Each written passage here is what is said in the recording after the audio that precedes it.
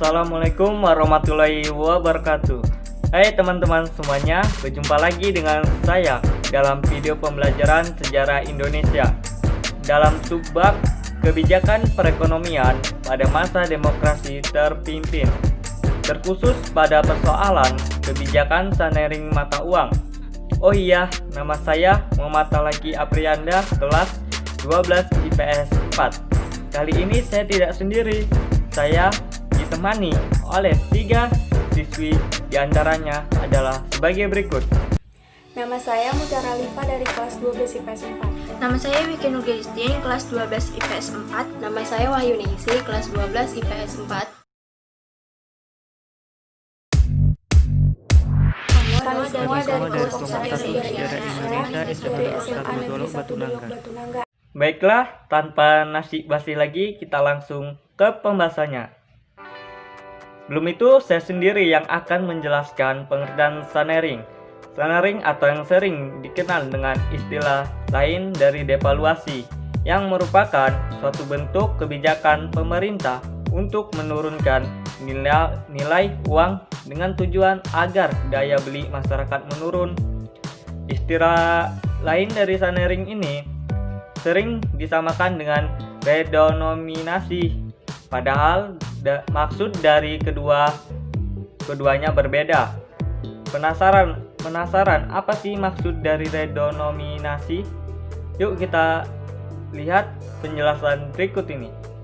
Redenominasi dimaksudkan untuk menyederhanakan mata uang, misalnya dari Rp100.000 diubah menjadi Rp100 dan tidak mengurangi nilainya.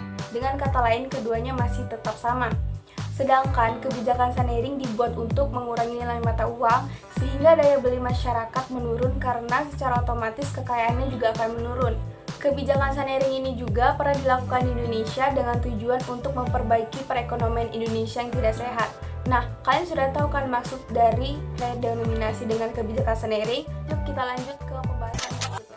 Sesuai dengan pengertian sanering yang telah disebutkan oleh Muhammad Talaki Aprianda tadi, maka kebijakan tersebut tidak hanya memberikan dampak positif saja, tetapi juga memberikan dampak negatif bagi perekonomian di Indonesia. Dampak terburuknya juga dialami oleh beberapa pembisnis yang menggelut di bidang industri produk karena menurunnya nilai minat konsumen. Bahkan sesuai dengan kasus sanering yang pernah terjadi di Indonesia sebelumnya, mengakibatkan beberapa industri mengalami yang namanya gulung tikar atau bangkrut. Selanjutnya kita akan membahas tentang perbedaan sanering dan redenominasi. Yuk kita lihat. Perbedaan sanering dan redenominasi seperti yang sudah disebutkan oleh Mutiara Alifa sebelumnya, kebijakan sanering dan redenominasi adalah dua hal yang berbeda. Yuk kita kupas satu persatu, mari kita dengarkan penjelasan berikut ini. Redenominasi merupakan kebijakan menyederhanakan pecahan mata uang dengan mengurangi digit nol tanpa mengurangi nilai mata uang itu sendiri.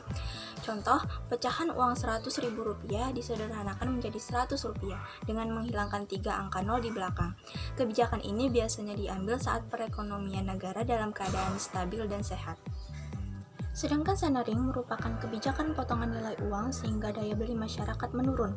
Nah, itulah perbedaan sanering dan redenominasi. Tujuannya apa sih teman-teman? Yuk kita lanjut ke tujuannya. Tujuan dari sanering ini untuk memudahkan masyarakat untuk bertransaksi dan mengeluarkan jumlah uang yang beredar. Ada tujuan, pasti ada dampak dong ya. Nah, iya benar. Apa itu dampaknya? Dampak sanering pada perekonomian, jika dilihat dari pengertian sanering, seharusnya kebijakan ini dibuat untuk memperbaiki perekonomian masyarakat dan menekan laju inflasi. Namun ternyata dalam sejarah Indonesia tahun 1959 pernah terjadi kekacauan perekonomian akibat adanya kebijakan sanering dari pemerintah Insinyur Soekarno. Dalam pasal berapa ya kebijakan sanering ini dibuat? Pasal berapa? Yuk kita simak penjelasan berikut ini.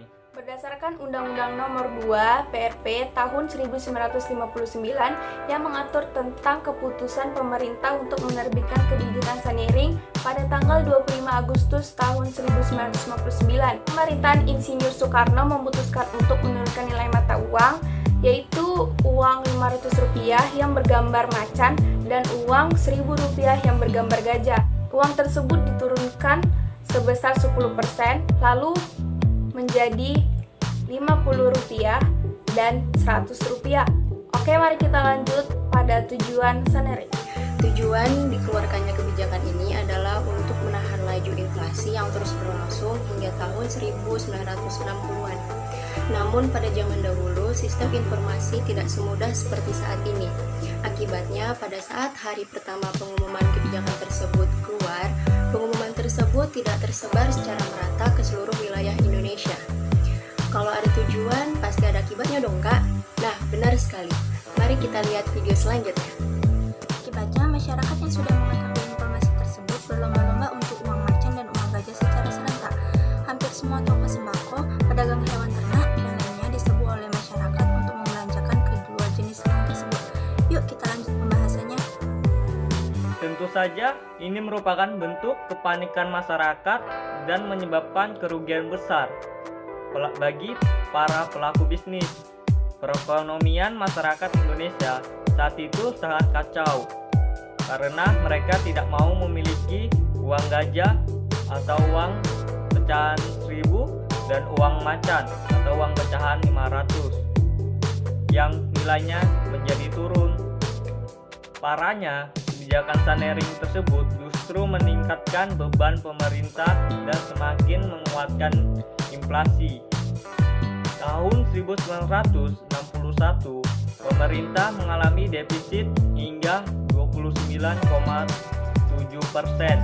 dan terus menurun hingga 63,4% pada tahun 1965. Wah, berarti lemah sekali ya Kak kebijakan Sanering ini dibuat. Iya benar. Mari kita simak video penjelasan berikut ini.